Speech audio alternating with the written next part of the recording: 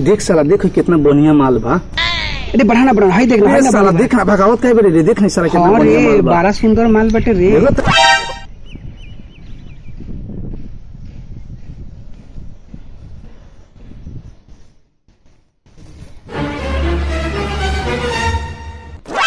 रे साला रे, पनिक में का बा? है साला कुछ होगा तो का हरे? तो बताओ है तोरा का जरूरी है रे? ले जाते नहीं अपना सिलवा ला। हट सरवा, सिलवा खातिर ले जाते। सिलवा? कौन सिलवा रे?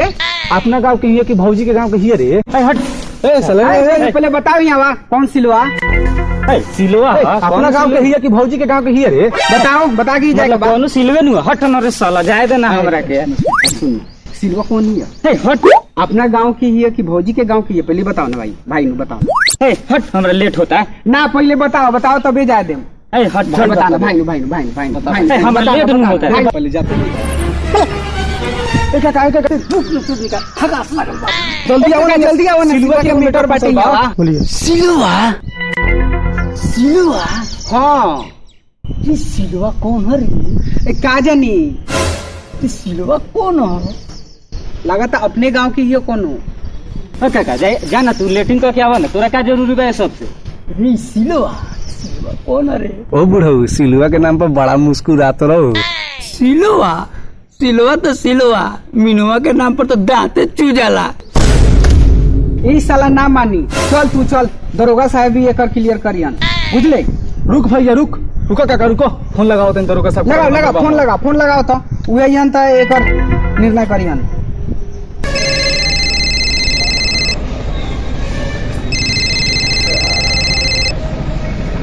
हेलो होटल दरोगा जी। सरवा आवता नहीं, बहन कह रहा तो नहीं के तो साहब तो जियल मुश्किल कर देले।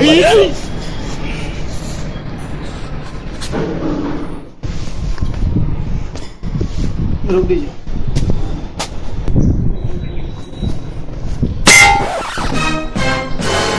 तोरी माँ के कौन मोड़ लग रहे तोरा महातारी के रे, मार के तो मगज फाड़ देलो। मार के तो मगज फाड़ देलो। तू नहीं कौन मोड़ लगा रे? ए हजूर, रउआ के कोनो मरला का नानू, रउआ अपने टकरा गनी है पोल में। ए सरवा, ये पुल लगेला कौन देख रहा? पोहिन कह रहा तू नहीं, माथा तो फाट के सब मगज सब बाहर निकल गई। कौन मरला का रे? तोरे में पगला गल बड़ा का हो? हमनी के मौत से तो दरोगा साहब कुंडा खानी में फाट जी खबर होता। ए बुढ़ी, कोड़ा खानी थोड़े फटतन, वो तो भैंसी के सामाने खाने फट जाएगा। ए सरवा, कोहरा नहीं ना फट जेती। छोड़ दिए दरोगा जी, छोड़ दी। ए पक्का नहीं रिया के लेकर एकरा बोलो ही ना आवेला। धथिया न कहता। ए छोड़ जो इति जा तार के बैठे कुछ नहीं जल्दी एगो तो माथ फाटल बा, ऊपर काटन काट के फट जे बैठिए जल्दी लिया। लो यही पे बैठो। ए भोसड़ी का दरोगा जी खुटा पर बैठिया। खुंटा पर बैठ जाए तो फाट जाई क्या? ए सारवा से गिरी के तो बोला का मैं खाली फारा फुरी के चक्कर में रहता सब तो फाड़ के रख दे। बोलो कौन का तो लिखी। रुक दरोगा जी, ई सरवा सब के तो लूरे नहीं खे, उल्टा करके धर दे बड़ा सा ना गार फाट दे साहब के तो। बैठल जा दरोगा जी। दरोगा का नहीं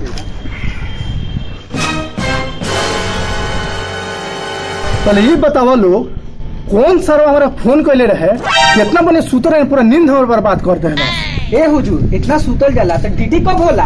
रे सरवा, रात में रानू की ड्यूटी करी आ दिन भर पुलिस की, तो सुतम कब रे? ए हुजूर छोड़ी, रउआ आ गई सब ठीक हो जाई। ते छौड़ा के छोरी काटी ना, तो छौड़ा और छौड़ी के सट्टल जाता ते छौड़ी साथे। छौरी हेता दिन ड्यूटी करत तो साला हम बुढ़ा गनी, हमरा पोठिया खोया ना मिलल। ए छौरी के छोड़ी धइले बा। कौन छौरी रे? ओ ई मामला छियतरी के बा। कौन छौरी रे? सर सिलवा ही है, सिलवा। ई सिलवा का पिलवा कौन है रे?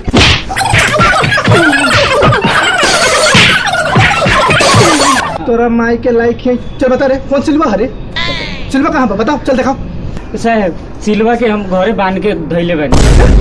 बांध के धइले बारे रे? ई तो अपहरण केस भइल। सरौ तू नहीं 407 के केस करम, सरौ तोरा छेद में ऐसा छेद करम, ऐसा केस करम केस देखे वाला लोग के तो फाटबे पड़ी, साथ साथ तोरो सरो फाटी, समझ गेला। बताओ तो भूखे होई हैं? साहेब ओकरे खाए ला ताहे लेके जाता नहीं। कथी खाई रे सिलवा? सिलवा तो भूखे होई। जी हजूर ओकरे ला नु खाना लेके जाता नहीं। कथी ले आता रे? दिखाओ तो। रे ये तो घास भूसा रे,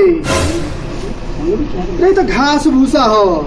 हाँ हजूर साहेब हम बकरी नु हां, बकरी के नाम सिलवा हां। तेरा महातारी के इस सिलवा पोकोरी के सिलवा बता के सारा दिमाग चाट गेल महातारी के। तू ना ही सुबेरे सुतरन ये पूरा नींद बर्बाद कर देल का कोई हो। भागना तो अगर मोहिन के हमरे के केस कोई गार फाबियो से फास साला अंचुदवा सन दिन भर हमर टाइमे जियान करलक। एकरा माई तोरा सन त एतना गुंडा बड़न सन कि लड़की तो लड़की पकड़ियो के ना छोड़तारन। नमस्कार, आप देख रहे हैं Virgo films YouTube channel. Please comment करें, लाइक करें, सब्सक्राइब करें और बेल आइकन दबाना न भूलें।